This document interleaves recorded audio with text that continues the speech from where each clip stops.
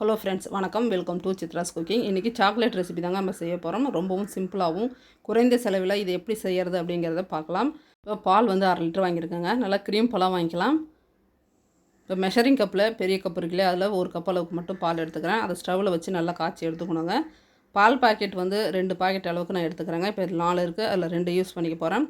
Cocoa powder வந்து கடைகளில் நம்ம டிபார்ட்மெண்ட் ஸ்டோரில் கிடைக்கும், அதில் வாங்கிக்கோங்க. அந்த டப்பா வந்து பார்த்திங்கன்னா 120 ரூபாங்க அதனுடைய ரேட்டு. இப்போ சிலிக்கான் மோல்டு வச்சுருந்தீங்க அப்படின்னா அதில் சாக்லேட் நம்ம ரெடி பண்ணி ஊற்றும் போது சாக்லேட் நம்மளுக்கு ஓட்டாமல் அழகாக வந்துடும்.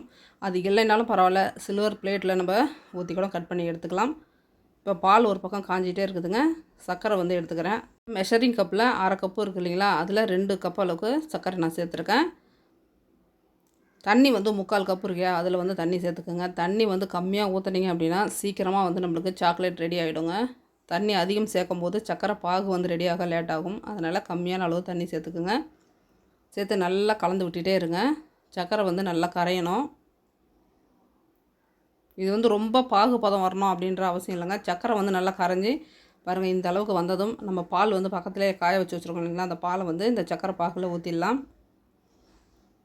இப்போ இந்த சாக்லேட் பவுடர் வந்து பார்த்திங்கன்னா 120 ரூபாங்க என்னுடைய ரேட்டு.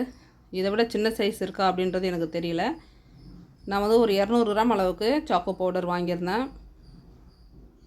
இப்போ பாலை வந்து சர்க்கரை பாகில் கொஞ்சம் கொஞ்சமாக சேர்த்து கலந்து விட்டுக்கிட்டே இருங்க. கொஞ்சம் பொங்கி தாங்க வரும். சர்க்கரை பாகு சூடாக இருக்குது அப்படின்றதுனால பால் பொங்கும். கொஞ்சம் கொஞ்சமாக சேர்த்து அப்படியே கலந்து விட்டுக்கிட்டே இருங்க.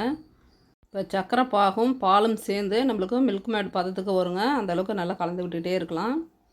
பால் வந்து உங்களுக்கு தெரிஞ்ச மாதிரி தெரியும், ஆனால் அது வந்து டேஸ்ட்டு ரொம்பவே நல்லாயிருக்குங்க. நல்லா கலந்து விட்டுட்டே இருங்க. திரிஞ்சு போச்சு அப்படின்னு நம்ம வந்து பயப்பட தேவையில்லை.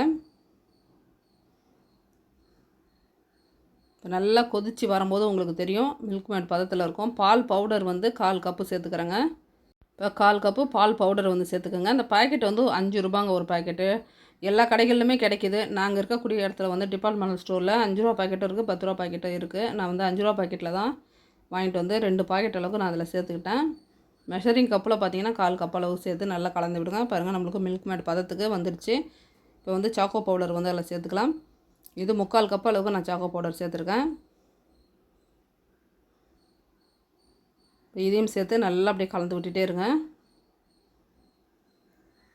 இது கொதித்து வரும்போதே நம்மளுக்கு அந்த சாக்லேட்டோட வாசனை அவ்வளோ கமகமன்னு சூப்பராக வருங்க. இப்போ நம்ம வீட்டிலே செய்கிறதுனால ரொம்ப ரொம்ப ஹெல்த்துங்க. பால் சேர்த்துருக்கோம், மில்க் பவுடர் வந்து சேர்த்துருக்கோம், சாக்கோ பவுடர் சேர்த்துருக்கோம். வீட்டில் இருக்கக்கூடிய சர்க்கரையை வச்சு ரெடி பண்ணுறோங்க சாக்லேட்டு. சாப்பிட்றதுக்கு ரொம்ப டேஸ்ட்டு சூப்பராக இருக்கும்.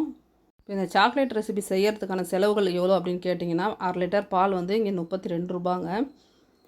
சாக்கோ பவுடர் வந்து 120 ரூபா. இதை விட கம்மியில் இருக்கா அப்படின்றதே எனக்கு தெரியல. நான் வாங்கினது வந்து 120. சர்க்கரை வந்து 10 ரூபாய், பால் பவுடர் 10 ரூபாங்க. இதில் வந்து பாதாமும் முந்திரியும் நாங்கள் சேர்த்துருப்பேன். அது வந்து விருப்பம் இருந்தால் சேர்த்துக்கலாம், அப்படி இல்லைனா அது இல்லாத கூட நம்ம சாக்லேட் வந்து ரெடி பண்ணிக்கலாங்க. அதுவும் கூட நீங்கள் அதிகமாக வாங்கணும்னு இல்லை, ஒரு 20 ரூபாய்க்கு வாங்கினீங்கன்னா போதும். இப்போ சாக்லேட் ரெசிபிக்கு கண்டிப்பாக பட்டர் சேர்க்கணும். பட்டர் வந்து ஒரு 50 கிராம் அளவுக்கு வாங்கிக்கோங்க. இதுவே கூட நம்ம வீட்டில் ஏடை எடுத்து வச்சுருந்து வெண்ணெய் எடுத்துக்கிட்டோம் அப்படின்னா இதுவுமே நம்ம வீட்டில் கூட ரெடி பண்ணி வச்சுக்கலாம்.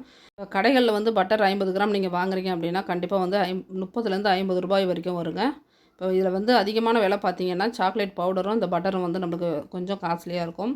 நம்மளுக்கு சாக்லேட் வந்து நல்லா ரெடி ஆகிடுச்சிங்க. இப்போ பாதாமும் முந்திரியும் கொஞ்சமான அளவு அப்படியே கட் பண்ணி எடுத்து வச்சுருக்கேன். அதை வந்து அந்த மோல்டில் போட்டுட்டு இப்போ சாக்லேட் வந்து அதில் ஊற்றிக்கலாம். இப்போ இந்த மோல்டில் நான் பண்ண சின்ன ஒரு தப்பு என்னென்னு கேட்டிங்கன்னா, சாக்லேட்டை ஃபஸ்ட்டு ஊற்றிட்டு அதன் பிறகு மேலே வந்து பாதாம் முந்திரி நான் போட்டுருந்துருக்கணும்.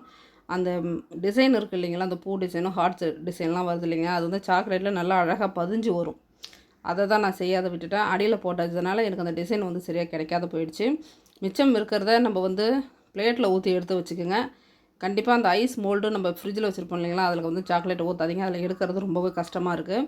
இப்போ சிலிக்கான் மோல்டுன்னும் போது நம்மளுக்கு சாக்லேட் வந்து எடுக்க அவ்வளோ அழகாக வந்துடுச்சு பாருங்கள். சூப்பரான கொக்கோ சாக்லேட் வந்து நம்மளுக்கு ரெடி ஆகிடுச்சிங்க. சாப்பிட்றதுக்கு டேஸ்ட்டு அந்தளவுக்கு பிரமாதமாக இருந்துச்சு.